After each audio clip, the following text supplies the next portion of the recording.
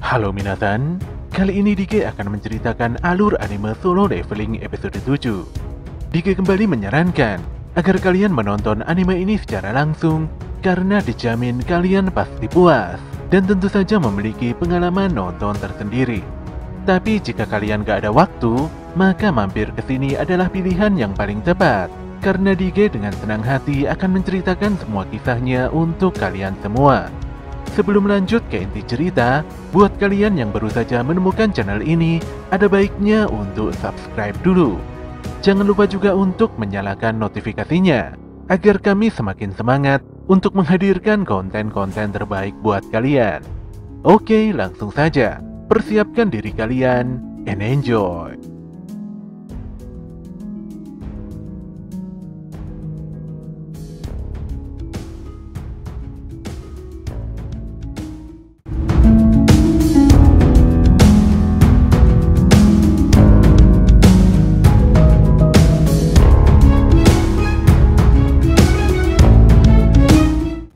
Pada kantor pusat Asosiasi Hunter, seorang pegawai mendatangi Wo Jinchul untuk melaporkan kasus raid dungeon peringkat C yang telah menewaskan 6 orang hunter.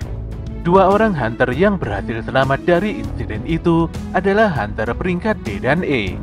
Awalnya Jinchul tidak ambil pusing karena mungkin kedua hunter tersebut kabur, dan kasus semacam itu sudah sering terjadi. Tapi anehnya, alih-alih kabur, kedua hunter tersebut malah keluar setelah mengalahkan bos dungeon. Si pegawai pun melanjutkan bahwa hal ini tidaklah aneh, karena hunter Yojinho mengenakan perlengkapan yang sangat mahal. Namun yang jadi aneh karena hunter satunya adalah Sung Jinwo, di mana hunter ini adalah korban selamat dari dungeon 2 lapis. Wo Jinchul pun langsung sadar kalau Sung Jinwo adalah hunter peringkat E yang tempo hari pernah didatanginya. Berdasarkan informasi di lapangan, salah satu di antara 6 korban ini adalah Wang Dongsuk, di mana dia adalah kakak dari hunter Wang Dongso yang sangat terkenal. Fakta ini pun membuat Wo Jinchul mengakui kalau kasus ini memang agak janggal. Di sisi lain, Jinwo nampak pulang sambil membawa oleh-oleh makanan untuk adiknya. Jinah pun merasa aneh, karena belakangan ini Jinwo selalu mendapatkan banyak hadiah dari raid dan juga tidak terluka. Gadis ini pun berpikir, mungkin kakaknya memiliki teman hunter yang sangat kuat sehingga semua musuh jadi mudah dikalahkan. Jinwo pun hanya mengiyakan pendapat Jinah, walau faktanya tidak seperti itu. Sebenarnya Jinwo agak kepikiran dengan kebrutalannya kemarin, namun Jinwo berusaha menepiskan pemikiran itu karena dia harus berjuang demi keluarga. Dan yang lebih penting dari itu semua, dia tidak sampai tewas. Beberapa saat kemudian, Jinah memberitahukan pada Jinwo kalau ada seorang lelaki yang bernama Yojinho menelpon. Pada sore itu juga, Sung Jinwo menemui Yojinho di sebuah kafe. Jinho pun meminta maaf karena tiba-tiba memanggil Jinwo. Pemuda ini mengungkapkan rasa bahagianya karena Sung Jinwo pernah menyelamatkan nyawanya. Jinwo sendiri tidak masalah dengan hal itu. Apalagi Jinho sudah membagikan batu sihir secara adil dan tutup mulut atas kejadian buruk sebelumnya. Saat Jinho menanyakan ada keperluan apa hingga memanggilnya, Jinho lantas menyampaikan kalau dirinya ingin membentuk unit penyerang. Tapi Jinho langsung menolaknya sebelum Jinho selesai berbicara. Disinilah Jinho mengungkapkan kalau dia memerlukan bantuan Jinho untuk menjalankan quest 19 kali saja. Jinho pun sadar kalau Jinho berniat menjadi seorang guild master. Untuk menjadi guild master, Jinho harus menyelesaikan raid setidaknya lebih dari 20 kali. Jinho sangat optimis bisa menyelesaikan ujian tulis dengan mudah, apalagi dia selalu belajar demi menjadi pewaris perusahaan orang tuanya, yaitu perusahaan konstruksi Yojin. Sebenarnya ayah Jinho ingin membangun sebuah guild. Pada dasarnya dungeon memang sangat berbahaya, tapi tidak bisa dipungkiri kalau di sana banyak sekali harta karun. Batu sihir dan kristal mana hanyalah sebagian kecilnya saja. Bahkan bangkai monster peringkat tertentu sering dimanfaatkan menjadi bahan berbagai hal. Intinya, Jinho ingin membangun jaringan hunter sendiri dan menyelesaikan dungeon untuk meraup keuntungan. Ayah Jinho menginginkan hunter peringkat S menjadi guild master dan kakaknya menjadi wakil. Dengan demikian, guildnya bisa berjalan layaknya sebuah perusahaan. Namun mendapatkan hunter peringkat S tidaklah mudah, karena di negara ini hanya ada 7 orang saja. Terlebih lagi Min Byung-ju yang merupakan satu-satunya hunter peringkat S dan tidak tergabung ke dalam guild manapun sudah menyatakan pensiun. Untuk itulah Jinho mengajak Jinwoo untuk menyelesaikan raid sambil menyembunyikan kemampuan. Dia sangat yakin kalau Sung Jinwoo memiliki kekuatan di atas rata-rata. Jinho pun mengeluarkan sebuah dokumen bangunan yang rencananya bangunan tersebut akan dijadikan kantor guildnya. Setidaknya untuk saat ini harga bangunan tersebut kurang lebih 30 triliun. Jinho melanjutkan, nilai itu adalah imbalan untuk Jinwoo jika Jinwoo mau bergabung ke dalam raid. Dengan nilai fantastis itu, normalnya Jinwoo langsung setuju. Tapi beda ceritanya jika hanya dirinya saja yang level up. Jika terus bertambah kuat, suatu hari nanti Jinwoo pasti bisa menjadi peringkat S atau mungkin lebih dari itu. Namun sebelum mengetahui efek level up pada dirinya, Jinwoo merasa kalau bekerja sama dengan orang lain itu terlalu beresiko. Dia pun meminta maaf dan mengembalikan dokumen Jinho begitu saja. Namun Jinho menegaskan jika Jinwoo mau bekerja sama, maka dia akan merahasiakan kemampuan Jinwoo seumur hidupnya. Sayangnya Jinwoo tidak peduli dan tetap pergi hingga membuat Yoo Jinho benar-benar sangat frustasi. Sementara itu di Amerika, Hwang Dong-so meminta dokumen pada sekretarisnya yang bernama Laura tentang profil 2 hunter yang berhasil selamat dari dungeon peringkat C. Dong-so sangat yakin kalau kakaknya atau si Hwang Dong-suk telah dibunuh. Dia lantas meminta pendapat Laura, apa akibatnya jika dia membunuh orang di luar negeri. Walau sedikit kaget, Laura menjelaskan jika Dong-so melakukan tindakan kriminal, maka dia akan dihukum berdasarkan aturan negara tersebut. Tapi jika bisa bernegosiasi dengan pemerintah, maka Dong-so bisa mendapatkan keringanan. Setelah melihat profil Sung Jinwoo dan Yoo Jinho, Dong-so pun meminta Laura untuk mengatur ulang jadwalnya. Dengan muka menyeringai, Dong-so berharap kedua hunter tadi masih hidup hingga dia tiba di Korea. Pada keesokan harinya, Jinah ikut lari pagi bersama Sung Jinwoo. Namun di tengah jalan, Jinwoo langsung tancap gas dan meninggalkan Jinah jauh di belakang. Jinwoo pun berhasil menyelesaikan quest hariannya, namun dia agak aneh karena larinya mencapai 11 km. Dia pun melakukan push up dan memastikan kalau angka itu masih bisa bertambah.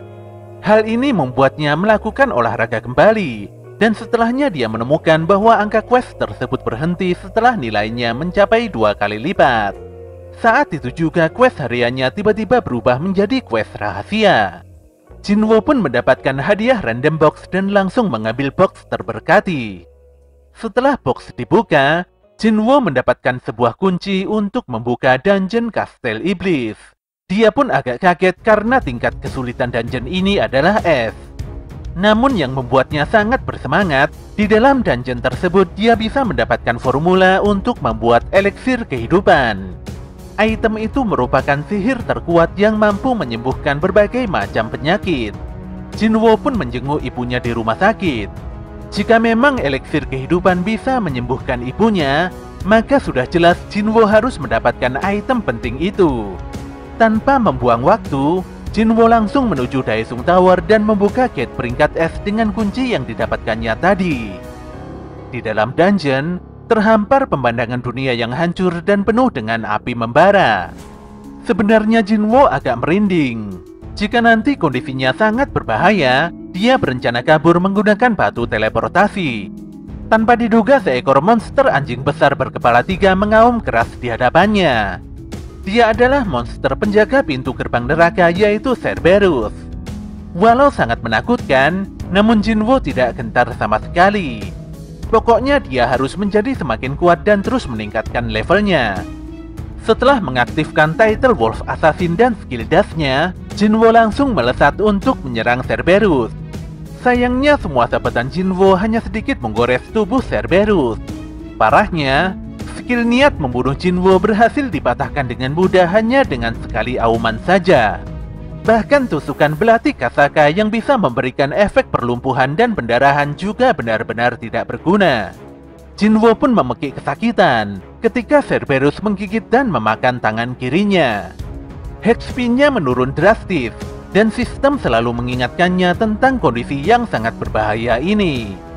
Selain itu, sistem juga memberitahukan kalau si Cerberus sedang menggunakan skill mengamuk di mana seluruh statusnya meningkat hingga 2 kali lipat. Jinwo pun tidak bisa menghindari serangan Cerberus yang sangat amat cepat. Oleh karena itulah dia langsung menggunakan recovery penuhnya dan menusukkan belatinya tepat di mata monster itu.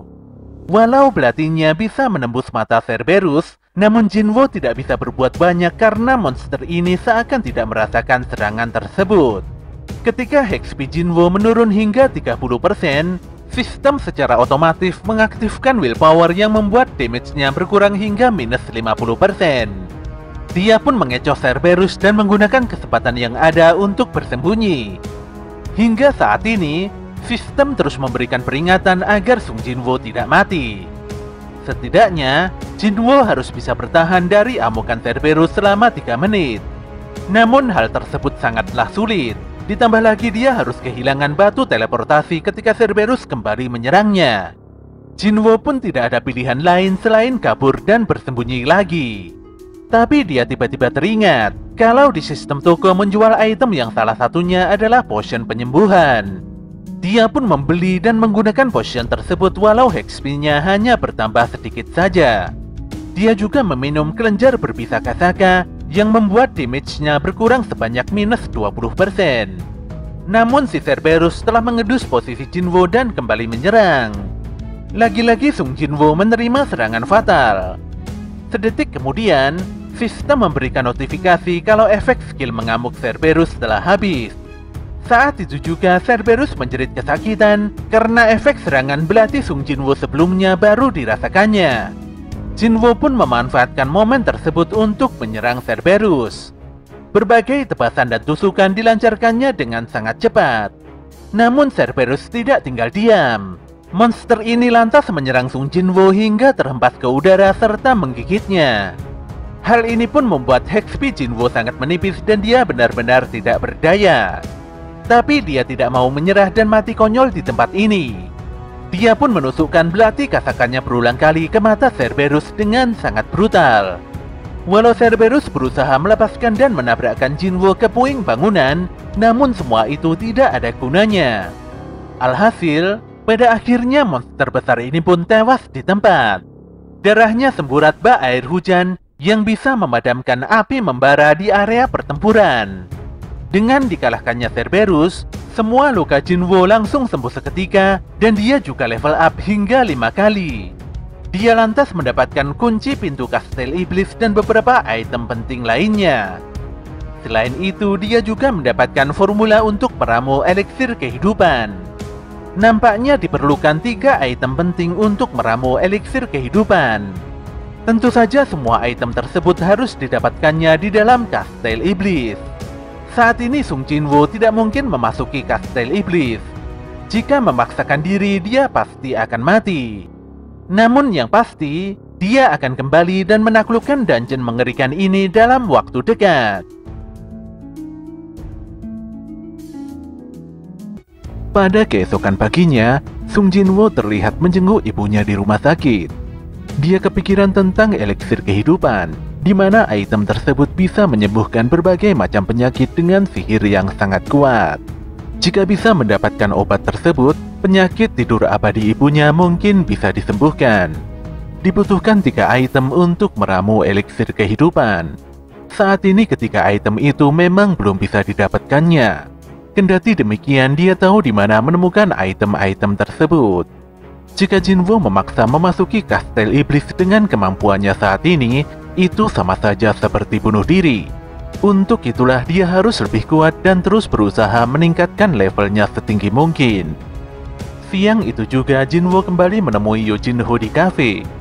Jinwo nampak berubah pikiran, dan dia menerima tawaran Jinho untuk melakukan raid dungeon peringkat C sebanyak 19 kali. Namun Jinwo memiliki sebuah syarat, di mana hanya dirinya dan Jinho saja yang boleh melakukan raid itu. Walau awalnya Jinho merasa senang, namun dia jadi bingung dengan syarat yang diberikan Jinwo. Apalagi untuk melakukan sebuah raid peringkat C, dibutuhkan setidaknya 8 orang sebagai syaratnya. Jinwo pun dengan santai menjawab kalau Jinho hanya perlu membayar orang untuk menggenapkan rombongannya. Trik ini sebelumnya sudah biasa dilakukan oleh Wang Dongsuk. Selain itu, jika Jinwo dan Jinho baik-baik saja, maka sudah jelas kalau mereka bisa menyelesaikan 19 raid tanpa korban yang terluka. Status ini sangat penting, karena mereka adalah unit penyerang yang tidak pernah mengalami kecelakaan dalam 19 kali raid berturut-turut. Jinwo yakin kalau ini bisa digunakan Jinho untuk meyakinkan bapaknya. Setelah berpikir lebih dalam, Jinho pun pada akhirnya menyetujui syarat yang diberikan Jinwo. Beberapa saat kemudian, Jinho berada dalam satu mobil bersama bapaknya. Sang bapak pun menjelaskan tentang fenomena gate yang muncul pertama kali lebih dari 1 dekade lalu. Hal ini pun mengubah dunia dengan sangat drastis. Saat ini segala hal mulai dari infrastruktur, ekonomi, media, dan politik selalu berhubungan dengan dungeon. Infrastruktur yang menjadi tumpuan mata pencaharian masyarakat tidak bisa beroperasi tanpa sumber daya dari dungeon. Sumber daya penting itu pun hanya bisa dibawa ke dunia ini oleh seorang hunter. Organisasi yang mengelola para hunter ini adalah sebuah badan publik yang dikenal sebagai serikat atau asosiasi hunter. Asosiasi menentukan peringkat, mendata serta mengatur segala hal penting yang berhubungan dengan profesi hunter. Mereka juga mengurus kebocoran gate hingga penanggulangan cepat ketika terjadi dungeon break. Sang bapak pun melanjutkan bahwa pada akhirnya asosiasi hunter hanyalah sebuah badan publik saja. Sebenarnya, sebagian besar sumber daya dungeon berasal dari perusahaan berbasis industri hunter yang disebut guild. Guild pun mampu meraup keuntungan berlimpah dari sumber daya dungeon yang ada. Negara ini memiliki 5 guild nasional yang sangat kuat. Mereka adalah Hunter Guild, Guild Harimau Putih, Guild Malaikat Kematian, Guild Fame, dan Guild Kesatria. Bisa dikatakan bahwa mereka sudah memonopoli pangsa pasar ini. Oleh karena itulah Yojin Construction tidak boleh tinggal diam dan hanya menonton saja. Apalagi jika sumber daya ini jatuh ke tangan orang-orang yang hanya mementingkan kekuasaan saja. Demi menyokong pembangunan dan mensejahterakan masyarakat, sang bapak berkeinginan untuk membangun sebuah guild. Pun demikian, Jinho agak khawatir, apalagi Yojin Construction berniat merekrut hunter peringkat S dari guild lain. Walau hal ini sangat berisiko, namun Jinho benar-benar tidak bisa berbuat apa-apa. Sementara itu, Sung Jinwo telah menyelesaikan latihan quest hariannya. Dia pun menyadari kalau dia sudah tidak bisa lagi mendapatkan hadiah random box terkutuk dalam quest rahasia sebelumnya. Ketika levelnya sudah semakin meningkat, membagi 3 poin status jadi terasa sangat kurang. Walau Jinwo ingin meningkatkan level dengan cara yang efisien, namun saat ini dia tidak bisa apa-apa karena harus menunggu kabar Yojinho tentang raid dungeon peringkat C. Tanpa diduga dia mendapatkan panggilan dari asosiasi hunter untuk melakukan raid peringkat D. Walau tidak bisa bertarung secara solo, namun tawaran ini lebih baik daripada hanya berdiam diri. Di sisi lain, Song Chiol nampak selesai latihan kendo bersama muridnya. Si murid pun mengungkapkan keinginannya untuk bertarung dengan Chiol dalam kondisi prima. Namun hal itu mustahil, karena insiden kuil Kartenon beberapa bulan yang lalu telah membuat Song Chiol kehilangan lengannya. Lelaki parubaya ini pun mendapatkan panggilan raid darurat. Si murid pun tiba-tiba menyarankan pada Song Chiol untuk pensiun. Di sini Chiol pun menyadari keterbatasannya, di mana dia yang sudah kehilangan salah satu lengannya pasti hanya akan menjadi beban bagi yang lainnya. Walau hidupnya mungkin tidak lama lagi, namun Chiol ingin memanfaatkan sisa umurnya agar lebih berguna bagi orang lain. Di waktu yang sama, Kim Sang-sik juga menerima panggilan raid dari asosiasi hunter. Istrinya yang khawatir kembali memberikan saran agar Kim berhenti menjadi seorang hunter. Hal ini jelas bukan tanpa alasan, apalagi sebelumnya banyak korban berjatuhan dalam insiden dungeon 2 lapis. Walau faktanya pekerjaan ini sangat beresiko, namun Kim tidak bisa berhenti karena kedua anaknya akan masuk sekolah mulai tahun depan. Dia benar-benar membutuhkan uang demi menghidupi keluarganya dengan layak. Kim pun menenangkan istrinya, dan dia cukup yakin kalau asosiasi hunter tidak akan menjerumuskan hunter peringkat rendah sepertinya ke dalam dungeon berbahaya. Istrinya pun meminta maaf dan berusaha untuk berpikir positif. Kim sendiri terlihat begitu tenang, dan dia menyampaikan rasa sayang yang sangat mendalam pada keluarga kecilnya. Scene pun berpindah pada Lee Jo-hee, di mana dia nampak berseteru dengan ibunya di telepon. Jo-hee tidak menyukai sikap ibunya yang senang mendikte dan merendahkan kemampuannya.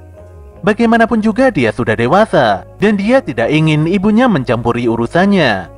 Sambil mematikan telepon, Jo-hee akan memutuskan sendiri apa yang ingin dilakukannya.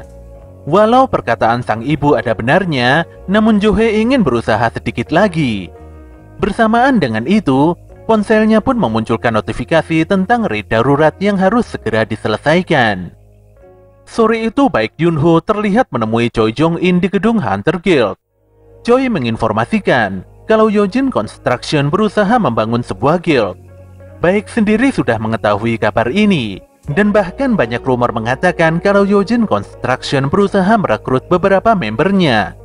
Baek tidak mau bertele-tele, dan dia memaksa Choi Jong-in untuk mengungkapkan apa kemauannya. Disinilah Choi ingin meminta pendapat Baek tentang Pulau Jeju. Semenjak raid besar ketiga, tidak ada seorang pun yang berani melangkahkan kakinya kembali ke pulau tersebut. Hingga saat ini, pemerintah secara rutin mengawasi Pulau Jeju dari pesisir.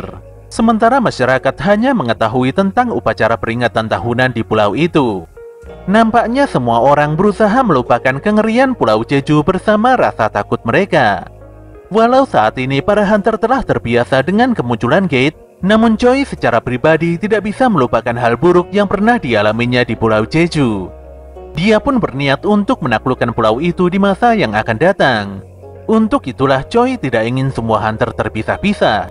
Semuanya harus bertambah semakin kuat, menciptakan sebuah relasi serta bisa menggerakkan opini publik. Choi pun melakukan banyak wawancara dan mendidik para hunter pemula untuk menyiapkan rencana besarnya ini.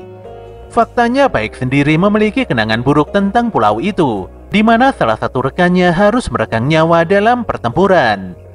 Sesaat kemudian, seorang gadis bernama Cha Hae-in terlihat memasuki ruangan Choi. Gadis yang merupakan hunter peringkat S ini menyampaikan bahwa ada seorang manajer personel departemen dari perusahaan Yojin Construction yang berusaha merekrutnya untuk menjadi guildmaster. Namun dengan tegas Hae-in menolak tawaran itu, dan tentu saja hal ini membuat Choi Jong-in merasa tenang. Pagi itu Sung Jin-woo nampak mempersiapkan diri untuk menjalankan raid. Dia pun berpamitan pada adiknya dan segera pergi menuju titik pertemuan. Tanpa disangka di tengah jalan dia bertemu kembali dengan Pak Song Cheol. Song Cheol pun sangat senang bisa berjumpa kembali dengan Sung Jin-woo. Dia benar-benar tidak menyangka dengan perubahan fisik Sung Jin-woo yang sangat drastis. Selain itu dia juga kaget, bagaimana bisa kaki Jin-woo terlihat normal setelah pertempuran mengerikan di kuil Kartenon. Cheol pun berasumsi kalau mungkin ada healer peringkat S yang segera datang menolong Jin-woo. Jin-woo pun agak bingung dan sedikit cengengesan menanggapi pertanyaan Song Cheol. Namun apapun itu, Cheol sangat bersyukur melihat kondisi Jin-woo yang sehat dan baik-baik saja. Lelaki ini juga sudah menerima takdir tentang kondisi lengannya yang tidak bisa diselamatkan. Keduanya pun berjalan bersama dan mulai memasuki TKP dungeon peringkat D. Tanpa disangka mereka bertemu kembali dengan survivor kuil Kartenon sebelumnya, yaitu Lee Jo-hee, Kim Sang-sik, dan Kang Jun-ho. Seketika itu juga Kim dan Jung-ho langsung memalingkan wajahnya. Nampaknya mereka sangat malu dengan Sung Jin-woo. Bagaimana tidak, sebelumnya mereka semua kabur menyelamatkan diri dari kuil Kartenon dan meninggalkan Sung Jin-woo bertaruh nyawa sendirian. Kim pasti lebih berat hati bertemu, apalagi sebelumnya dia nyaris menjadikan Song Cheol sebagai tumbal. Jo-hee pun begitu pangling dengan sosok Jin-woo, di mana penampilan pemuda ini benar-benar berbeda dari sebelumnya. Tanpa diduga sebuah mobil van datang dengan membawa 3 orang narapidana. Para napi yang merupakan hunter ini pun mendapatkan penjelasan secara khusus dari Kang Tae-sik yang merupakan pengawas dari asosiasi hunter. Tak ayal fakta ini pun membuat Cheol protes, karena asosiasi hunter memaksa mereka bertarung dengan para kriminal. Gadis investigator pun menjelaskan bahwa ketiga hunter kriminal itu datang membantu untuk mengurangi masa hukuman mereka. Oleh karena itulah mereka pasti tidak akan berbuat macam-macam. Asosiasi pun meminta pengertian semua orang, karena hunter di area ini tidak banyak dan sangat terbatas. Selain itu, Kang Tae-sik juga ikut operasi ini sembari mengawasi pergerakan para kriminal. Tae-sik adalah hunter peringkat B. Jika sampai terjadi hal yang tidak diinginkan, Tae-sik dipastikan bisa menahan 3 napi peringkat C itu seorang diri. Jinwoo pun meminta Jo-hee tidak mengikuti raid karena pemuda ini memiliki firasat yang sangat buruk. Namun Jo-hee tidak mau, dan dia mengikuti Jinwoo untuk melaksanakan raid bersama. Tae-sik pun melepaskan borgol para napi. Namun Tae-sik menegaskan kalau para napi tidak boleh bertindak ngawur agar tidak menerima hukuman tambahan darinya. Ketika Tae-sik menanyakan siapakah yang akan menjadi ketua raid kali ini, Cheol pun meminta izin pada Jinwoo untuk menjadi pemimpin. Tentu saja Jinwoo langsung menyetujuinya. Cheol pun berterima kasih dan menundukkan kepalanya di hadapan Jinwoo. Dia merasa bertanggung jawab pada 7 nyawa yang hilang dalam raid sebelumnya. Sebagai seorang leader, Cheol harus melindungi semua membernya. Namun berkat pengorbanan Sung Jinwoo, 6 orang berhasil kembali dengan selamat. Untuk mewakili semua orang yang ada, Cheol lantas mengaturkan rasa terima kasih yang sangat mendalam dari lubuk hatinya pada Sung Jinwoo. Sedetik kemudian, Cheol pun memberikan komando pada semua membernya agar segera bersiap dan memasuki dungeon. Di dalam dungeon, para napi terlihat mengamuk dan menghabisi para goblin dengan begitu brutal. Namun sihir api Song Cheol juga tidak kalah menyeramkan. Melihat pergerakan Sung Jinwoo, Cheol pun menyadari kalau pemuda itu bertambah lebih kuat. Walau Jinwoo terlihat selalu menutupi kemampuannya, namun Cheol sudah tahu kalau Jinwoo memiliki aura yang sangat berbeda dari sebelumnya. Selain penampilan fisiknya yang berubah, Cheol juga bisa merasakan kalau Jinwoo lebih santai dalam menghadapi sesuatu. Selain itu, Lee Jo-hee juga merasa aneh setelah melihat Jinwoo yang masih belum terluka sama sekali hari ini. Oleh karena itulah dia berharap tidak bekerja ekstra lagi untuk menyembuhkan Jinwoo.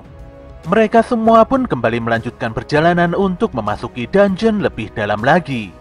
Ternyata jalan di depan bercabang menjadi 3 bagian.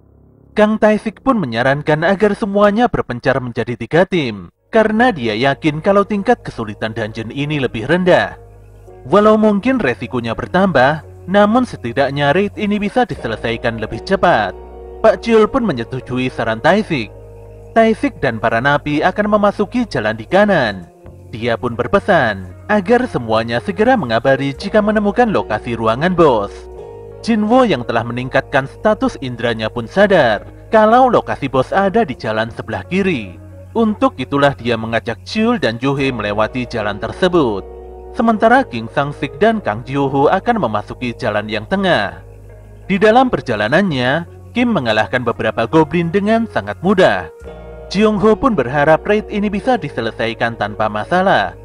Kehadiran Sung Jinwoo yang merupakan senjata terlemah umat manusia membuat Kim begitu yakin kalau dungeon ini berperingkat rendah. Namun justru disinilah Kim memutuskan untuk meminta maaf pada Sung Jinwoo setelah menyelesaikan raid ini. Jeong-ho pun agak terkejut dengan pernyataan Kim Sang-sik. Kim benar-benar tidak tenang dan merasa sangat bersalah. Apalagi sebagai seorang hunter, dia malah kabur dan meninggalkan Jinwoo bertarung seorang diri. Walau dia harus bertahan hidup demi keluarga, namun tindakannya yang menelantarkan Sung Jinwoo tidak bisa dibenarkan. Jika masih ingin diakui sebagai seorang hunter, maka dia dan Jeong-ho harus meminta maaf dan mengakui kesalahan. Walau Jeong-ho agak pesimis kalau Jinwoo mau memaafkan, namun Kim akan tetap meminta maaf.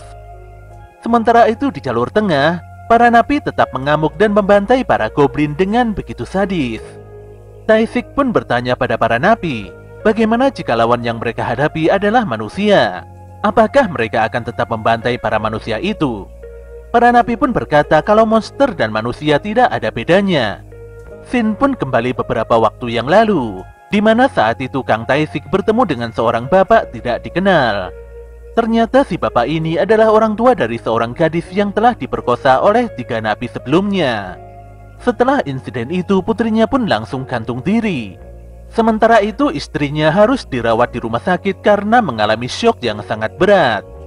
Si bapak benar-benar tidak terima, karena sebentar lagi para napi pemerkosa akan bebas dari penjara, dan seolah-olah tidak pernah terjadi apa-apa. Kekesalan si bapak semakin memuncak setelah mengetahui kalau para napi memiliki lisensi hunter. Jika mereka mengikuti raid, maka pemerintah akan memberikan keringanan hukuman. Tentu saja hal ini tidak adil, apalagi putrinya tidak akan pernah hidup kembali. Si bapak pun menyerahkan uang sebesar 3 miliar dengan harapan Kang Tae-sik mau mengabulkan permintaannya, yang tidak lain adalah mengeksekusi 3 napi tersebut. Adegan pun berpindah pada Kim dan Jung-ho, di mana mereka terus menyusuri jalan yang berkelok-kelok. Walau membingungkan, untungnya mereka bisa menemukan ujung dari jalan itu. Tapi disinilah mereka sangat terkejut setelah menyaksikan dengan jelas kalau Tae-sik telah membantai para napi tanpa belas kasihan. Tentu saja Kim langsung meneriaki Tae-sik dan meminta penjelasan apa yang sebenarnya telah terjadi di sini. Namun dengan santainya, Tae-sik langsung memenggal kepala seorang napi dengan belati kecilnya. Kim dan Jung-ho pun sangat tertekan melihat tindakan gila Tae-sik. Saat itu juga teriakan Kim dan Jung-ho membuat rombongan Song Jiul tersentak. Mereka pun segera berlari dan mendekati lokasi suara teriakan tersebut. Tim Song Jiul pun benar-benar terkejut setelah menemukan beberapa mayat berkelimpangan. Kang Jung-ho pun nampak tewas dengan tubuh tercabik-cabik dan darah di mana-mana. Sementara Kim Sang-sik terlihat tidak berdaya dengan kondisi yang kurang lebih sama dengan Jung-ho. Jin-wo pun sangat terkejut dan dia berteriak meminta tolong pada Jo-hee untuk segera menyembuhkan Kim. Pertolongan Jo-hee pun membuat Kim kembali sadar, namun Kim merasa kalau dirinya sudah tidak bisa ditolong lagi. Jin-wo pun meminta Kim untuk bertahan hidup, apalagi Kim memiliki keluarga yang tengah menunggu kedatangannya kembali. Di sini Kim benar-benar menyesal dan tidak bermaksud meminta maaf pada Jin-wo dengan cara seperti ini. Sebenarnya Kim ingin sekali meminta maaf dan menundukkan kepalanya. Sambil terbata-bata, Kim menyampaikan permintaan maaf yang sangat mendalam pada Sung Jin-wo atas kelakuan buruknya kala itu. Lelaki paruh baya itu pun akhirnya benar-benar meregang nyawa hingga membuat Sung Jin-wo sangat terpukul. Tanpa diduga, Tae-sik berusaha membunuh Jo-hee dengan belatinya. Untungnya dengan sigap Jin-wo berhasil menghentikan serangan mematikan itu. Kecepatan dan refleks Jin-wo membuat Tae-sik sedikit kaget. Jiul pun berniat melaporkan tindakan buruk Tae-sik pada asosiasi hunter. Namun Tae-sik hanya tertawa karena dia telah menyiapkan beberapa skenario terbaik untuk meloloskan diri. Pada awalnya dia ingin membuat para goblin membantai semua orang di sini. Namun dia mengubah ceritanya dengan menuduh para napi yang berusaha kabur setelah membunuh para hunter. Tapi para napi itu tidak sanggup menghadapi Kang Tae-sik, sehingga satu-satunya orang yang selamat adalah Tae-sik itu sendiri. Jiul pun langsung pasang badan untuk menghadapi Tae-sik. Dia lantas mengambil pedang peninggalan Kim dan mendapatkan bantuan buff dari Jo-hee.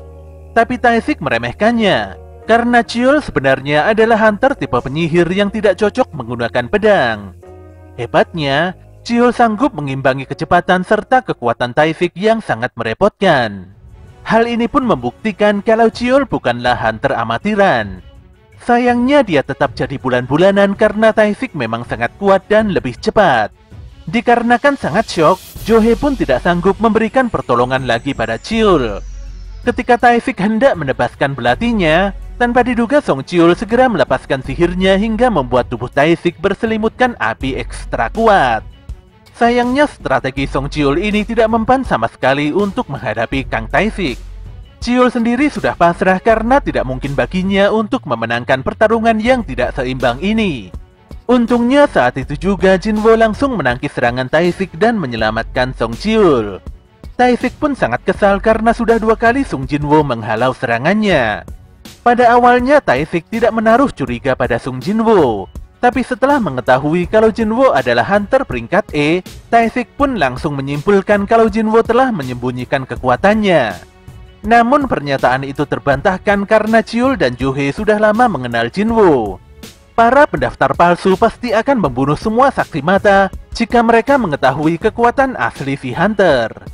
Tae-sik pun langsung mengetahui kalau Jin-wo adalah hunter dengan kebangkitan kedua.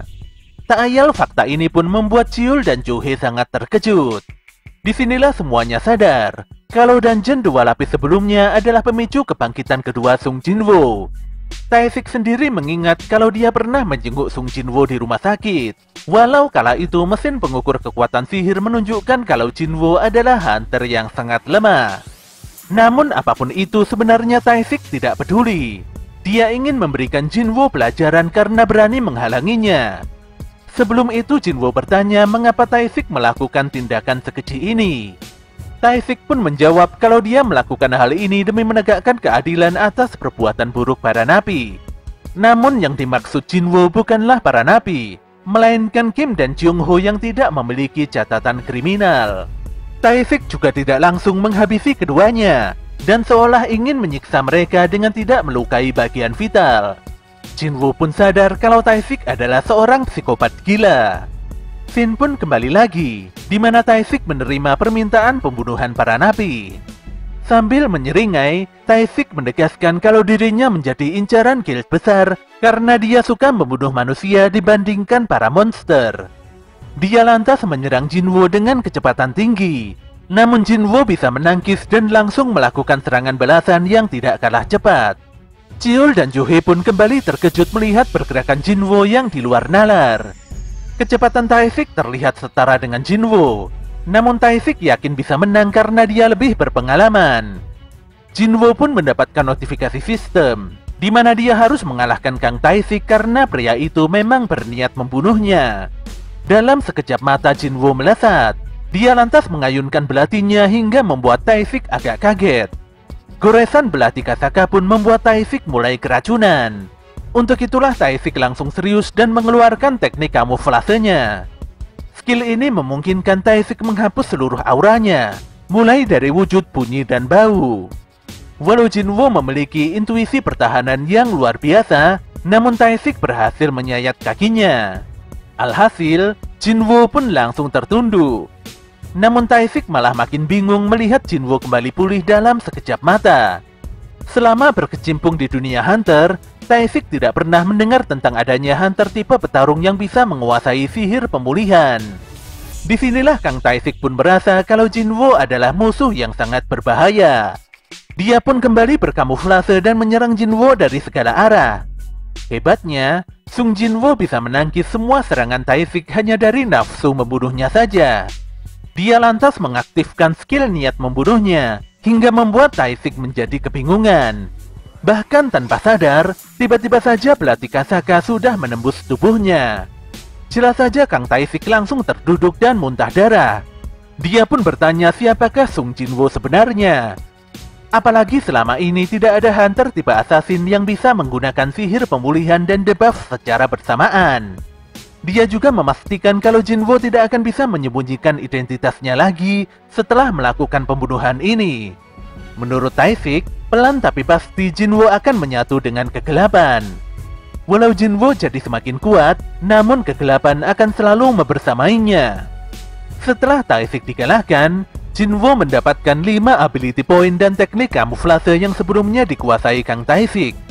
Jinwoo pun terlihat merenungi peringatan Tae-sik. Walau kini dirinya jauh lebih kuat, namun entah mengapa ada sesuatu di dalam dirinya yang perlahan hancur.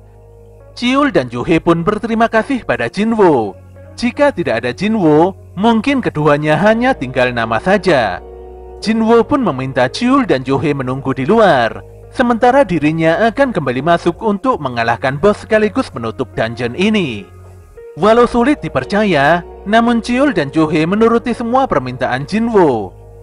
Setelah membereskan bos dungeon, Cheol, Jinwoo, dan Joo-hee ditemui oleh Woo Jinchul. Jinchul pun agak kaget melihat sosok Sung Jinwoo yang begitu berbeda dari sebelumnya.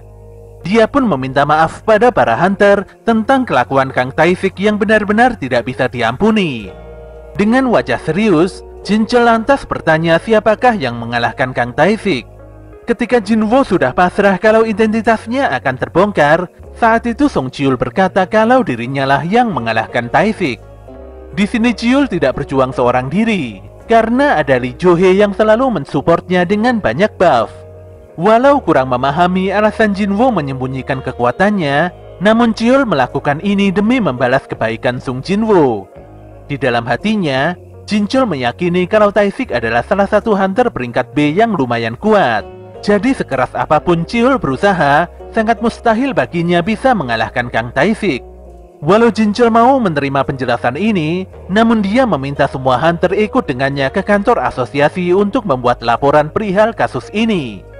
3 jam setelahnya, si bapak yang meminta Taishik membunuh para napi nampak menyerahkan diri ke pihak berwajib.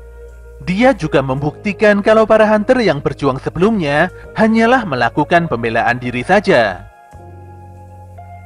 Di dalam perjalanan pulang, Jo-hye mengungkapkan kalau dirinya begitu pangling dengan sosok baru Jinwoo.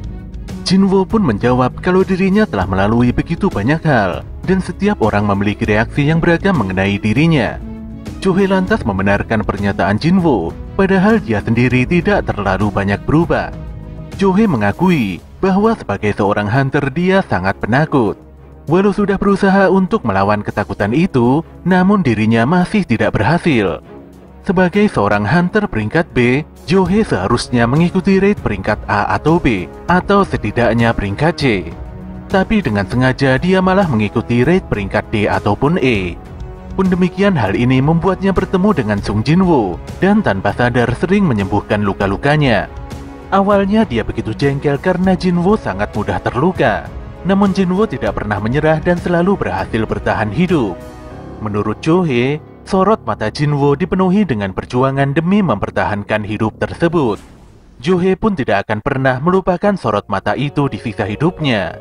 Jo-hye lantas mengembalikan batu kristal kecil yang sebelumnya diberikan Sung Jinwoo, dan di sini dia memutuskan untuk pensiun menjadi seorang hunter.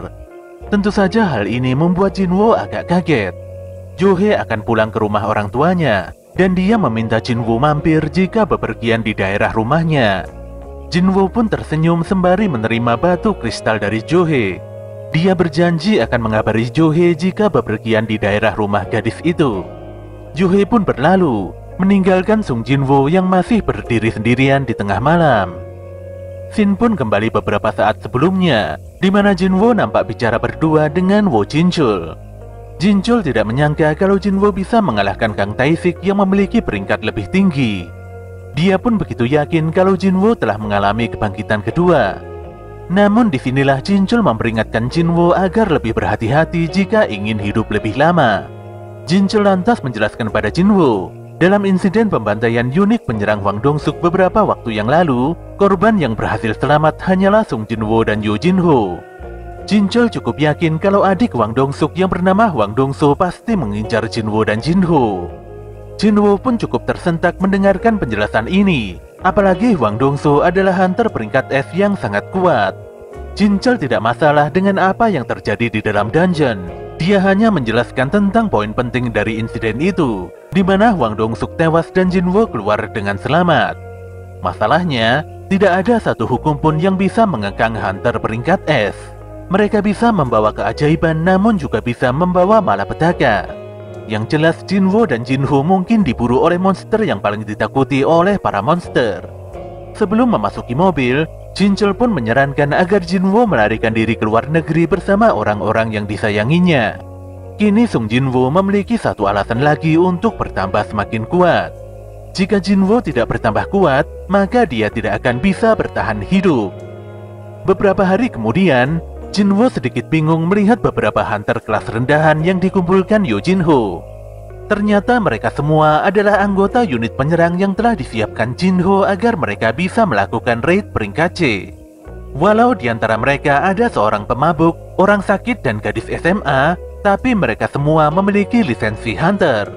Si gadis SMA yang bernama Hang Son-ji pun protes karena merasa diremehkan Sung Jinwoo. Namun dia langsung diam seketika ketika Jinwoo menanyakan tentang pengalaman raidnya.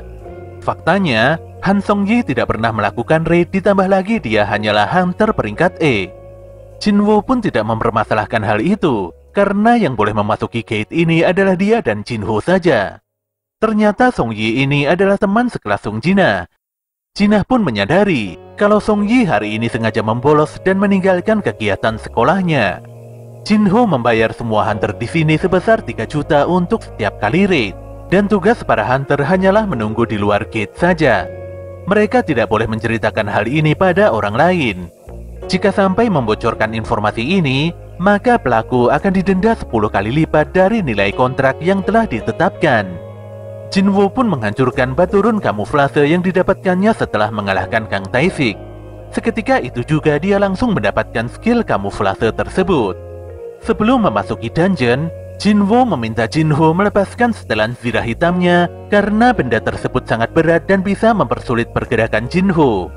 Keduanya lantas memasuki dungeon tanpa keraguan sedikit pun. Para member unit penyerang nampak bingung dan tidak percaya melihat tindakan gila kedua pemuda tersebut. Sebagian besar dari mereka pun meremehkan tindakan ngawur keduanya. Tanpa terasa 1,5 jam berlalu, para hunter pun mulai bertanya-tanya bagaimana kondisi Jinwo dan Jinho. Tanpa disangka Jinho keluar dari gate dan setelahnya disusul oleh Sung Jinwo. Semua orang pun kaget, ditambah lagi gate tiba-tiba tertutup yang menandakan kalau raid telah diselesaikan. Tanpa membuang waktu, Jinwo meminta semuanya untuk melanjutkan raid dan pergi pada gate selanjutnya. Tugas Jinho menambang batu sihir dan kristal mana, sementara Jinwo bertugas menghalau para monster yang mendekat. Ketika material berharga tersebut selesai ditambang, Jinwo pun segera menjalankan kewajibannya untuk mengalahkan bos dungeon. Dan begitulah, kegiatan raid yang dikerjakan ini membuat level Sung Jinwo meningkat berkali-kali lipat. Jinho pun begitu kagum melihat kekuatan Jinwo yang semakin meningkat. Bertarung dengan menyembunyikan wujud benar-benar sangat efisien bagi Jinwo. Hal ini pun didukung dengan beberapa skill baru yang benar-benar sangat berguna. Sayangnya semua skill tersebut tidak bisa dimaksimalkan karena Jinwo memiliki mana yang sedikit. Saat itulah tiba-tiba muncul notifikasi yang menerangkan kalau Jinwo mendapatkan quest penggantian peran yang bisa dipesan. Scene pun berpindah di gedung Guild Harimau Putih, di mana saat itu pemuda yang bernama Hyun Ki-chul memberikan laporan penting pada bosnya. Si bos pun langsung kaget setelah mengetahui kalau ada orang yang rela membayar 150 juta hanya untuk memasuki gate peringkat C. Lelaki yang bernama An Sang-min ini sadar kalau Yo Jin-ho adalah orang yang berada di balik pembelian gate itu. Menurut Sang-min, walau Jin-ho adalah putra dari pemilik konstruksi Yojin, tapi tindakannya yang telah menghambur-hamburkan uang sudah sangat kelewatan. Ketika melihat nama Sung Jinwo pada daftar unit penyerang ini, Sang-min pun langsung sadar kalau hunter Sung Jinwo mengalami kebangkitan yang kedua. Dia pun menjelaskan pada Ki-chul kalau Jinwo adalah penyintas dari 3 insiden besar. Yang pertama adalah dungeon 2 lapis. Yang kedua adalah insiden pembantaian unit penyerang Hwang Dong-suk. Kemudian yang ketiga adalah insiden pembunuhan 3 napi yang dilakukan oleh petugas asosiasi hunter yaitu Kang Taisik. Walau banyak hunter yang terbunuh, anehnya Sung Jinwo selalu kembali dalam keadaan hidup. Sang-min pun segera keluar kantor untuk merekrut Sung Jinwo dan menjadikannya bagian dari Guild Harimau Putih.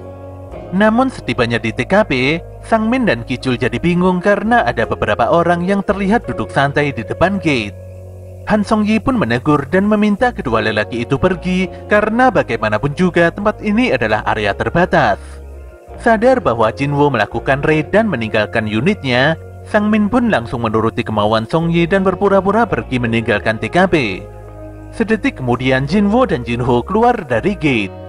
Jinwo berencana mengambil cuti karena besok dia ada urusan mendadak. Jinho pun menyampaikan bahwa besok ada beberapa gate yang sudah dipesannya. Pun demikian, gate ini masih bisa disimpan untuk sementara waktu hingga Jinwo siap melakukan raid kembali. Setelah menuntaskan semua raid hari itu, Jinwo terlihat didatangi Sang-min dan Ki-chul. Sang-min pun berbasa-basi sambil memperkenalkan dirinya pada Jinwo. Setelah itu keduanya nampak duduk-duduk santai dan ngobrol empat mata di dalam sebuah kafe. Sembari mempresentasikan Guild Harimau Putih, Sang-min mengungkapkan bahwa dirinya sedang mencari hunter baru yang bertalenta. Tanpa basa-basi dia langsung meminta Jinwo untuk bergabung dengan Harimau Putih. Dia juga menawarkan uang 2 kali lipat dari penawaran yang diberikan kantor konstruksi Yojin.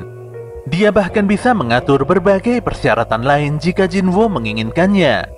Lelaki ini pun begitu yakin Jinwo akan menerima penawarannya. Namun bukannya menjawab iya, Jinwo malah menanyakan berapa harga gedung milik Guild Harimau Putih. Walau agak bingung, tapi Sang-min langsung menjawab bahwa harga gedung itu kurang lebih 50 miliar. Disinilah Sang Min sangat kaget setelah mengetahui kalau kantor konstruksi Yojin menjanjikan hadiah pada Jinwo, yaitu gedung senilai 30 miliar. Fakta ini bukanlah guyonan, apalagi Jinwo bisa menunjukkan buktinya di hadapan Sang Min. Jelas saja Sang Min mulai bingung dan dia tidak bisa menentukan keputusan ini. Dengan nilai kontrak sebesar itu, Sang Min wajib berkomunikasi terlebih dulu dengan atasannya. Dia pun langsung menyalahkan dirinya sendiri yang terlalu terburu-buru, tanpa mencari informasi tentang tawaran konstruksi Yojin pada Jinwo. Dikarenakan negosiasi menemui jalan buntu, Jinwo pun langsung beranjak pergi. Namun sebelum itu Jinwo menginterogasi Sang Min tentang bagaimana caranya lelaki itu bisa menemukannya. Di sini Sang Min sangat berhati-hati setelah menyadari kalau Jinwo memiliki skill kamuflase dan melukai wajahnya. Di dalam hatinya, Sang Min kini mengerti mengapa kantor konstruksi Yojin berani mematok harga tinggi pada Sung Jinwo. Dia pun mengutarakan alasannya mengapa menyelidiki Jinwo. Ditambah lagi kantor konstruksi Yojin telah memonopoli dungeon hingga membuat guild Harimau Putih tidak bisa melatih member barunya. Sang Min melanjutkan bahwa hanya dia dan satu bawahannya saja yang mengetahui identitas Sung Jinwo. Jinwo sendiri tidak suka jika jati dirinya diketahui oleh banyak orang. Jika identitasnya sampai terungkap, Jinwo akan langsung mencurigai Sang Min dan Kichul. Sang Min pun sangat memahami maksud Jinwo, dan dia akan meminta bawahannya untuk tutup mulut. Hal ini pun membuat Jinwo tenang, dan dia meminta maaf karena telah merepotkan Sang Min dengan memonopoli gate peringkat C. Namun demikian, Jinwo tidak akan berhenti melakukan raid hingga beberapa waktu ke depan. Kondisi ini benar-benar tidak menguntungkan bagi Sang Min. Jika terus dibiarkan, maka anggota baru Guild Harimau Putih akan terlantar. Untuk itulah Jinwo memberikan penawaran pada Sang Min, di mana dia akan menjual 3 gate peringkat C yang sebelumnya telah dipesan. Jika menolak, Jinwo memastikan kalau Sang Min tidak akan bisa melakukan raid dalam waktu yang tidak tentu. Walau terdengar seperti ancaman, namun Sang Min langsung menanyakan berapa harga gate itu. Ketika mengetahui kalau Jinwo menjual satu gate-nya seharga 300 juta, Sang Min pun begitu kaget. Bagaimana tidak, batu sihir dan kristal mana yang didapatkan dari gate peringkat C kurang lebih sekitar 200 juta. Dia pun langsung menawar gate itu dengan harga 200 juta. Tanpa pikir panjang, Jinwo langsung menyetujuinya. Keduanya pun mencapai kata sepakat, dan gate itu harus dibayar Sang Min dengan harga 600 juta hari ini juga.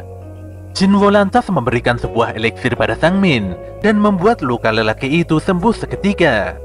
Setelah Jinwo pergi, Sang Min berkata pada Kichul kalau Jinwo adalah hunter yang lebih hebat dari perkiraannya.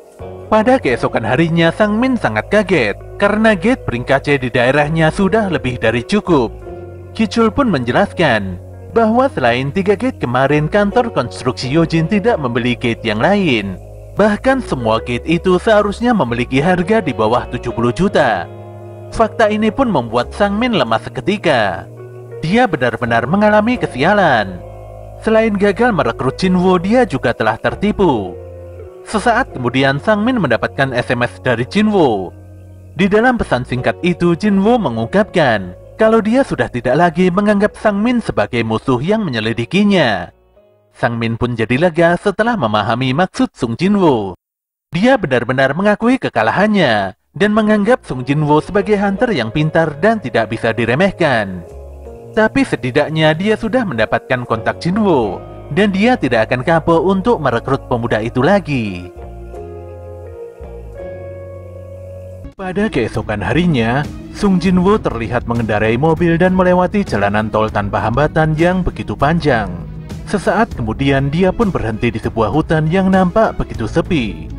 Ternyata Jinwo melakukan hal ini karena dia agak khawatir jika terjadi hal yang tidak diinginkan ketika dia menjalankan quest bergantian peran.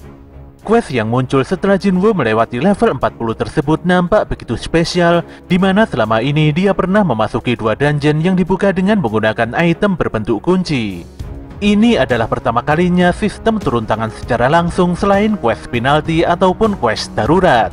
Quest ini juga sangat berbeda dari quest yang lainnya, karena Sung Jinwo memiliki banyak waktu untuk menentukan pilihannya. Dia pun bertanya-tanya, apakah quest ini memiliki tingkat kesulitan yang begitu tinggi? Namun Jinwoo menepiskan kebingungannya, karena ini adalah kesempatan emas baginya untuk mendapatkan skill yang sesuai dengan perannya. Dengan semangat untuk menjadi lebih kuat lagi, Jinwoo pun menyetujui quest pergantian peran tersebut. Setelah menentukan pilihannya, di hadapan Jinwoo muncul gate super besar dengan aura kegelapan yang begitu pekat. Parahnya, ternyata Jinwoo kelupaan untuk menyelesaikan quest hariannya. Sembari berjalan memasuki dungeon, Jinwoo berjanji akan menyelesaikan quest hariannya tersebut ketika pulang nanti. Sekilas tidak ada yang aneh dengan dungeon ini. Jinwoo pun merasa kalau dungeon ini layaknya dungeon biasa yang sering dimasukinya. Seperti biasa, dia tidak akan bisa meninggalkan dungeon sebelum menyelesaikan quest pergantian perannya. Sedetik kemudian dia didatangi oleh sesosok monster tipe kesatria yang selevel dengannya. Jinwoo pun melepaskan tebasan kilat belati kasakanya pada kesatria itu. Sayangnya tebasan kasaka tidak mempan sama sekali untuk menembus baju sirah si kesatria. Kondisi pun semakin parah karena skill serangan kritikal juga tidak berguna. Jinwoo pun terpaksa menggunakan kekuatan tangan kosongnya untuk menghancurkan sirah si kesatria. Apalagi sebelumnya dia mengingat pengalamannya dalam menghadapi kerasnya kulit ular taring biru kasaka. Walau Jinwoo berhasil mengoyak tubuh si kesatria dengan mudah, namun dia tidak bisa bersantai-santai karena beberapa monster tipe kesatria yang lain mulai mendatanginya. Dia pun berhasil mengalahkan beberapa kesatria tersebut dengan kekuatan tangan kosongnya. Namun masalah baru mulai bermunculan. Dengan insting tajamnya, Jinwoo melesatkan belati kasakannya ke belakang hingga menembus leher monster tipe assassin. Assassin ini bisa berkamuflase, dan ini merupakan hal yang sangat merepotkan bagi Jinwoo. Sedetik kemudian musuh pengguna sihir nampak menyerang Jinwoo dengan tembakan sihir cahaya. Kondisi ini pun membuat Jinwoo berpikir, kalau semua ini layaknya mengulang kembali seluruh pertarungan lamanya. Mulai dari ular taring biru kasaka yang tangguh hingga sosok Kang Taisik yang memiliki skill kamuflase. Jinwoo pun sangat kesal karena quest ini cukup merepotkan. Ditambah lagi status dalam menghadapi setiap monster selalu berbeda. Monster tipe kesatria harus dihadapi dengan otot, assassin dengan indera, dan pemanah dengan kecepatan. Namun yang jadi masalah sebenarnya adalah monster tipe penyihir yang selalu melakukan serangan jarak jauh. Serangan bertubi-tubi yang tidak pernah berhenti membuat status kelelahan Jinwoo semakin meningkat. Oleh karena itulah dia harus sesegera mungkin menyelesaikan quest ini. Di sisi lain, Jinho sedang makan malam bersama bapaknya di sebuah restoran terkemuka. Sedetik kemudian kakaknya datang dan menyapa keduanya dengan wajah yang cukup serius. Sepanjang pertemuan ini Jinho hanya diam saja, dan entah mengapa dia tidak ada selera sama sekali untuk menghabiskan hidangan yang ada di hadapannya. Dia pun menjawab sekenanya, ketika bapaknya yang bernama Yom Young-han menanyakan mengapa Jinho tidak menyentuh makanannya. Myung-han pun kemudian bertanya pada Jin-sung tentang proses pembangunan guild yang direncanakan sebelumnya. Jin-sun pun menjawab kalau dia telah ditolak oleh 2 hunter peringkat S di negara ini. Namun itu bukanlah masalah, karena dia sedang bernegosiasi dengan hunter peringkat S di Eropa dan Timur Tengah.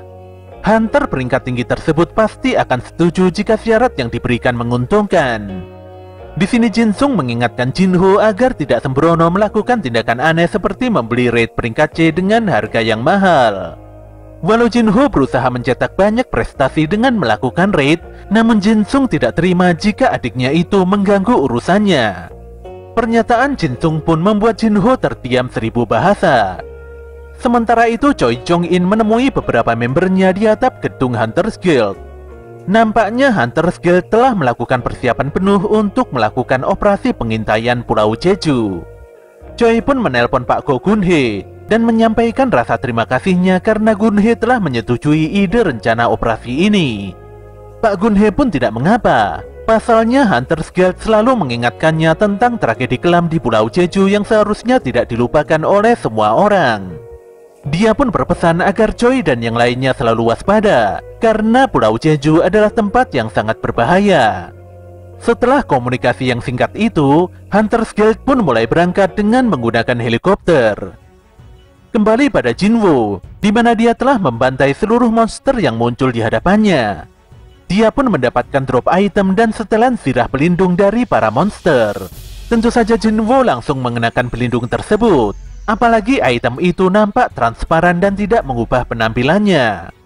Setelah memulihkan seluruh statusnya, Jinwo pun melanjutkan perjalanannya hingga menemukan pintu ruangan boss dungeon. Tanpa banyak berpikir, dia lantas membuka dan memasuki ruangan besar tersebut. Udara di dalam ruangan ini begitu berat hingga membuat Jinwo merinding. Dia lantas disambut oleh komandan kesatria berarmor merah yang diketahui bernama Igris. Jinwo sadar betul, dia kembali merasakan sensasi mengerikan seperti yang dialaminya dulu di dalam dungeon 2 lapis. Igris yang dijuluki Sang Darah Merah jelas-jelas adalah musuh yang sangat kuat. Namanya yang berwarna merah gelap membuat Jinwo mulai khawatir. Igris pun melesat begitu cepat dan menyabetkan pedangnya pada Jinwo. Jinwo sangat kaget karena sabetan Igris bisa menghancurkan pilar kokoh di ruangan ini dengan begitu mudah. Komandan kesatria ini pun terus menekan Jinwo dan tidak memberikan kesempatan pemuda itu untuk menyerang. Bagi Jinwo, Igris adalah musuh yang tidak sekedar kuat, apalagi kesatria ini memiliki kecepatan super walau dia mengenakan setelan baju baja yang terlihat berat. Sabetannya pun mematikan dan bisa merusak seluruh ruangan dengan begitu mudah. Jinwo lantas menyerang Igris dengan tebasan belati kasakannya. Sayangnya, belati andalannya itu tidak mampu menembus baju zirah Igris yang begitu keras. Walau kecepatan keduanya sama, namun power Igris jauh lebih besar dari Sung Jinwo. Jinwo pun mulai berpikir keras tentang bagaimana caranya untuk mengalahkan Igris. Dia lantas menyimpan belatinya dan berencana melakukan serangan tangan kosong. Walau tidak yakin menang dengan teknik ini, tapi ini adalah satu-satunya jalan untuk menembus pertahanan Igris yang sangat luar biasa. Melihat Sung Jinwo yang bertarung dengan tangan kosong, membuat Igris tiba-tiba membuang seluruh senjatanya. Ini merupakan sifat kesatria Igris yang selalu ingin bertarung dengan jujur dan adil. Sang komandan ini pun melesat dan membanting Sung Jinwo dengan begitu brutal. Jinwo pun benar-benar tersudut, dan dia selalu menerima serbuan pukulan Igris yang begitu kuat. Walau sudah menangkis seluruh pukulan itu, namun Jinwo banyak kehilangan HP-nya. Dia pun bersyukur karena sebelumnya telah memasang setelan perlindungan.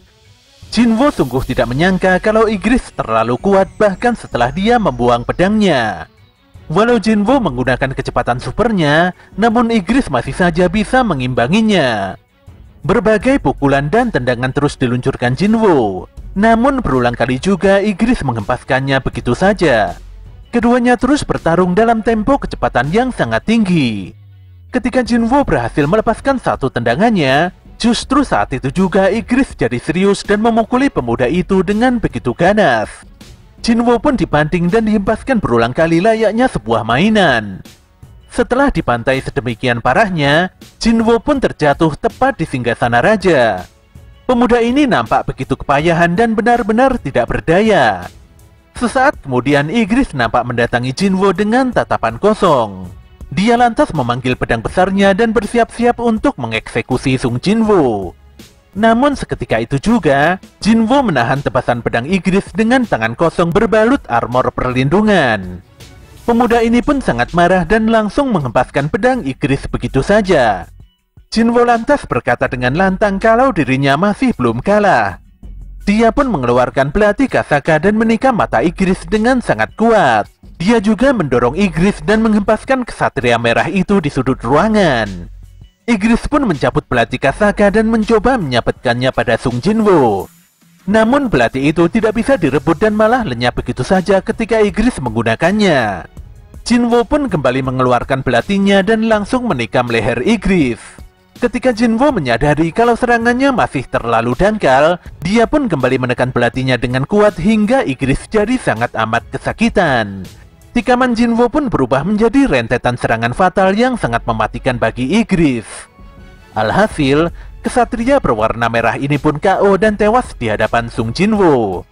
Jinwo pun tidak menyangka kalau dia berhasil mengalahkan komandan kesatria Igris yang begitu tangguh. Musuh seperti Igris membuat Jinwo sadar kalau dia masih sangat kurang dari segi keterampilan, kemampuan, ataupun pengalaman.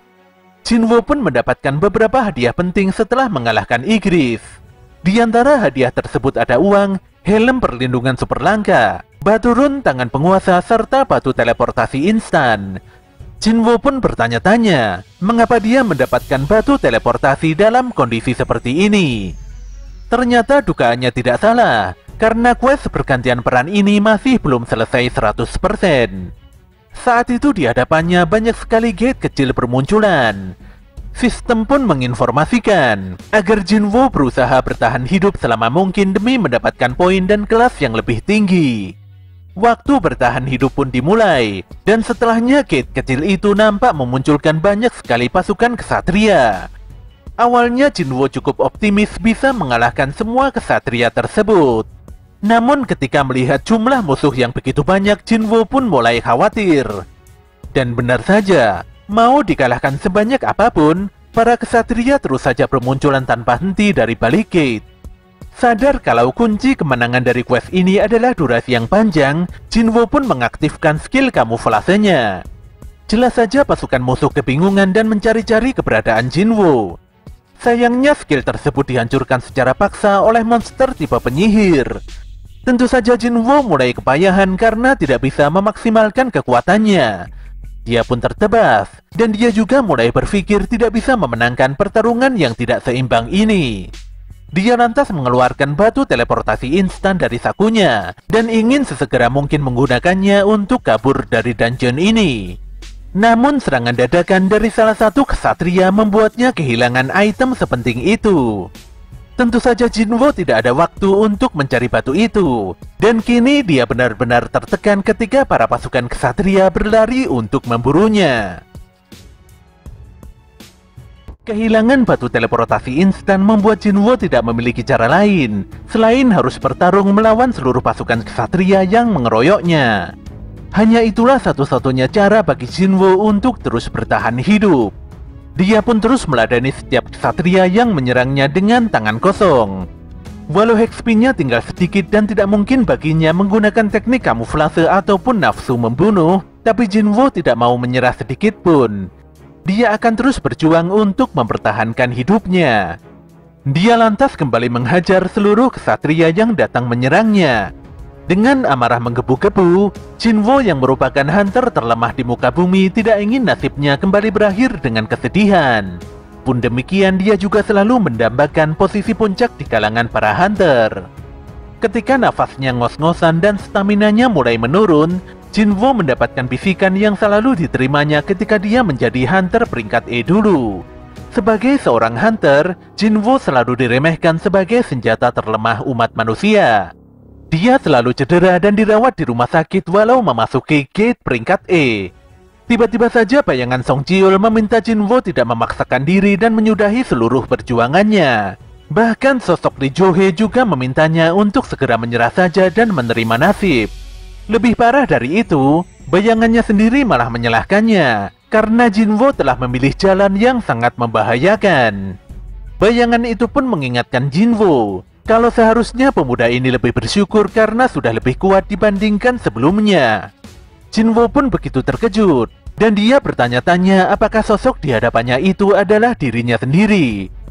Sosok bayangan itu pun mengomentari perubahan fisik Jinwo, di mana tubuh itu bertambah semakin tinggi dan jauh lebih berotot.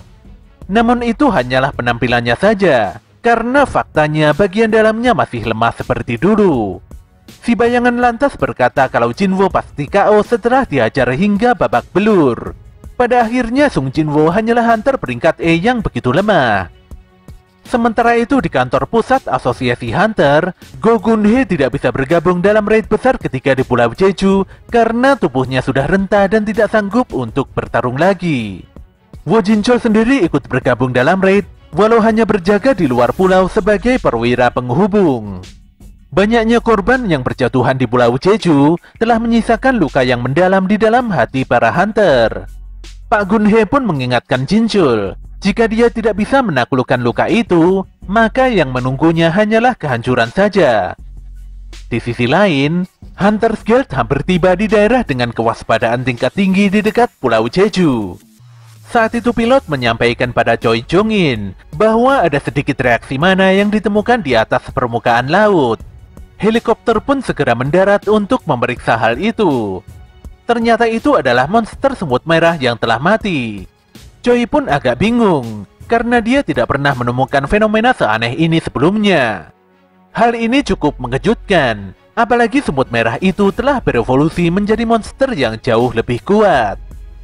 Kembali pada Jinwoo, di mana dia memaksa si bayangan untuk berhenti merendahkannya.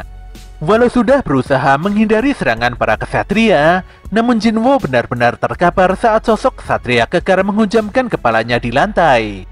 Jinwoo pun mulai kehilangan kesadaran. Ditambah lagi si bayangan terus mengejeknya karena salah mengartikan maksud kata tekad. Perkataan si bayangan mulai membuat Jinwoo berpikir apakah memang kebenarannya demikian. Dia pun melihat si kesatria seperti sosok patung raksasa yang telah mengeksekusinya di altar dungeon 2 lapis. Tanpa diduga muncul notifikasi sistem yang mengingatkan kalau Jinwoo belum menyelesaikan quest latihan hariannya. Si bayangan pun berkata kalau sepertinya sistem tidak ingin membiarkan Jinwoo game over di tempat ini. Ketika si kesatria hendak menebas Jinwoo, saat itu juga waktu quest hariannya benar-benar habis. Tentu saja sistem langsung memindahkan pemuda itu menuju area zona penalti. Keberuntungan pun berpihak pada Sung Jinwoo, dan parahnya dia baru saja ingat kalau belum menyelesaikan quest hariannya hari ini. Dia pun bangkit dan segera memulihkan kondisinya dengan membeli beberapa item penyembuhan. Sayangnya dia hanya bisa menyembuhkan status kelelahannya saja. HP-nya pun tidak bisa dipulihkan karena lukanya sudah terlalu parah. Mau tidak mau Jinwoo harus menunggu HP-nya pulih dengan sendirinya atau berharap naik level untuk memulihkan diri. Jinwoo pun mulai bersemangat karena di hadapannya muncul beberapa monster kelabang raksasa yang bisa memperbaiki statusnya. Tanpa basa-basi, Jinwoo segera melesat dan menebas para kelabang merah itu dengan belati kasakannya. Dia akan terus bertahan hidup dan membunuh semua rasa sakit yang dialaminya ini. Bagaimanapun juga rasa sakit ini hanya akan membuatnya jauh semakin kuat. Jinwoo pun berhasil mengalahkan seluruh kelabang raksasa beracun dalam waktu yang relatif singkat. Tentu saja upaya ini membuat Jinwoo naik level dan HP-nya kembali pulih sepenuhnya. Di sisa waktu yang ada, Jinwoo membeli sebuah belati yang bernama Knight Killer. Sesuai dengan namanya, belati ini bisa memberikan damage tambahan sebesar 25% pada monster bertipe baju baja seperti kesatria dan sejenisnya. Walau harganya cukup mahal, namun Knight Killer adalah item yang worth it untuk dibeli. Jinwoo lantas menghancurkan Baturon yang merupakan hadiah setelah mengalahkan Igris. Dia pun mendapatkan skill tangan penguasa, di mana skill tanpa mana ini bisa membuatnya mengendalikan objek fisik tanpa menyentuhnya. Setelah membalut lengannya dengan perban, Jinwoo pun benar-benar sudah siap untuk bertarung kembali. Ketika waktu zona penalti telah usai, Jinwoo berpindah kembali di ruangan para kesatria. Parahnya, saat ini jumlah para kesatria benar-benar membludak begitu banyak dari sebelumnya. Berkat Knight Killer, Jinwoo bisa menebas para kesatria dengan begitu mudah. Tentu saja pertarungan kali ini lebih efisien dibandingkan dengan tangan kosong. Namun Jinwoo mulai sadar kalau ada hal yang tidak beres di tempat ini, di mana para musuh nampaknya tidak berkurang sama sekali walau sudah dibantai sedemikian rupa. Pandangan Jinwoo pun terfokus pada para penyihir di barisan belakang para kesatria, yang mana mereka terus merapalkan mantra tanpa melakukan penyerangan sama sekali. Dia pun sadar kalau para penyihir itu telah membuka gate dan melakukan sihir pemanggilan yang terus memunculkan para kesatria tanpa batas. Pantas saja EXP Jinwoo tidak mengalami peningkatan sama sekali walau sudah mengalahkan begitu banyak para kesatria. Untuk memastikannya, Jinwoo lantas melesat dan melemparkan belati kasakannya hingga menembus tubuh salah satu penyihir. Dan benar saja, setelah penyihir dilumpuhkan, beberapa pasukan kesatria langsung ambruk begitu saja. Sung Jinwoo lantas bergerak dan fokus mengincar para penyihir yang selalu bersembunyi di balik para kesatria.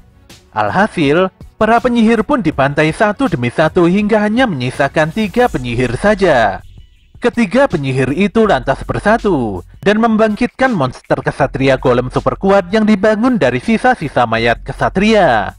Namun hal ini justru membuat Jinwoo semakin mudah mengincar para penyihir karena jumlah pasukan kesatria telah menurun drastis. Jinwoo benar-benar tidak gentar walau dia dihadang oleh golem dan beberapa kesatria. Dengan sedikit usaha, pemuda ini pun berhasil menebas 3 penyihir terakhir dengan sekali tebasan. Bahkan dia juga mengalahkan si golem raksasa hanya dengan bermodalkan kenai killer saja. Tak ayal tubuh si golem pun jadi remuk dan hancur berserakan di lantai. Sistem pun menunjukkan kalau Jinwo berhasil bertahan hidup sekaligus mengalahkan semua musuhnya dalam waktu 4 jam 29 menit. Kali ini Sung Jinwo benar-benar berhasil menuntaskan quest pergantian perannya. Berdasarkan poin yang berhasil didapatkannya, Jinwo bisa mendapatkan peran dengan kelas yang lebih tinggi. Setelah selesai melakukan analisa data pertarungan, sistem pun secara sepihak memilihkan peran terbaik untuk Jinwo, yaitu Necromancer. Jinwo pun sangat kaget dan tidak terima dengan pemilihan peran itu. Apalagi selama ini dia adalah hunter tipe assassin. Necromancer itu sendiri adalah pekerjaan tipe penyihir yang bisa memanggil monster tipe zombie atau mayat hidup sebagai pasukannya. Jadi sudah jelas kalau Necromancer sangat berseberangan dengan assassin yang bertarung dalam jarak dekat. Jika Jinwo jadi Necromancer dan bertarung di garis belakang, maka semua status yang dibangunnya selama ini akan jadi sia-sia. Jinwo tidak memahami apa keuntungannya jika dia menjadi Necromancer. Jelas saja dia menolak mentah-mentah peran tersebut. Namun di sini dia semakin bingung, apalagi sistem mengingatkannya kalau Necromancer adalah peran tersembunyi yang begitu spesial. Sedetik kemudian dia ingat kalau para monster penyihir sebelumnya telah melakukan sihir pemanggilan para kesatria. Tentu saja teknik itu begitu mirip dengan kemampuan Necromancer yang bisa memanggil sesuatu sebagai bala pasukannya. Jinwo pun sadar, sebenarnya sistem sudah menentukan pilihan yang terbaik untuknya. Dia pun mulai bisa menerima, apalagi dia memiliki kemampuan bertarung yang lebih baik dibandingkan dengan monster penyihir. Toh tidak ada yang melarang seorang Necromancer untuk bertarung di garda depan. Dengan pertimbangan yang begitu matang, Jinwo pun akhirnya menyetujui perannya sebagai seorang Necromancer. Tiba-tiba saja tubuhnya nampak diselimuti aura bayangan yang sangat pekat. Saat itu juga sistem memberikan informasi kalau Jinwo bisa melaju ke kelas yang lebih tinggi berdasarkan jumlah poin yang didapatkannya. Dia mendapatkan bonus poin karena berhasil melebihi waktu bertahan hidup. Bonus poin juga bertambah karena Jinwo tidak menggunakan batu teleportasi instannya. HP-nya yang lebih dari 50%, serta usahanya mengalahkan semua musuh lagi-lagi membuatnya mendapatkan bonus poin tambahan. Total poin Sung Jinwo benar-benar melebihi batas dan itu membuat kekuatannya meningkat berkali-kali lipat. Sistem lantas memberikan notifikasi bahwa peran Jinwo saat ini adalah Necromancer. Jumlah poin yang begitu banyak membuat Jinwo mendapatkan gelar sebagai Raja Bayangan atau Shadow Monarch. Sesaat kemudian, seluruh mayat para kesatria memunculkan bayangan hitam, disertai jeritan kesedihan di balik baju zirah mereka. Sistem pun memberikan notifikasi kalau Jinwo mempunyai skill ekstraksi bayangan. Jinwo pun diminta untuk memberikan sebuah perintah ekstraksi itu. Setelah berpikir sejenak, Jinwo memutuskan kalau perintahnya adalah Ores atau bangkit. Saat itu juga para kesatria perlahan bangkit dalam bentuk bayangan dan menjadi prajurit Sung Jinwo. Jinwo lantas mendapatkan skill khusus yaitu menyimpan bayangan dan menciptakan prajurit. Dia bebas menyimpan dan mengeluarkan prajurit bayangannya kapanpun dan dimanapun. Saat itulah dia tersentak setelah mengingat jasad Igris yang tergeletak di sebelahnya. Tentu saja Jinwo berniat membangkitkan Igris dengan kemampuan barunya itu. Untuk melakukan hal itu, Jinwo terpaksa merelakan 11 prajurit bayangannya menghilang. Dia pun memberikan perintah agar Igris bangkit dan mematuhinya. Sayangnya usaha pertamanya gagal dan menyisakan 2 kali percobaan ekstraksi lagi. Percobaan keduanya pun juga mengalami kegagalan karena Igris adalah monster kesatria dengan level yang sangat tinggi. Jelas saja hal ini membuat Jinwo agak frustasi. Jinwo pun bertanya pada Igris, apakah komandan kesatria merah itu selalu menunggu kepulangan rajanya? Raja yang benar-benar tidak jelas kapan kembali. Sebagai seorang prajurit, Igris memiliki ambisi untuk mengalahkan lawan dan melindungi junjungannya. Berdiam diri di tempat ini tidak akan membuat Igris mempersembahkan pedangnya. Oleh karena itulah Jinwo mengulurkan tangannya pada Igris dan meminta komandan kesatria itu untuk patuh dan melindunginya. Pada akhirnya perintah ekstraksi ketiga Jinwo berhasil membangkitkan bayangan kesatria terbaik itu sepenuhnya. Jinwo pun begitu puas, apalagi setelah dia melihat Igris dan seluruh prajurit bayangan lain tunduk di hadapannya.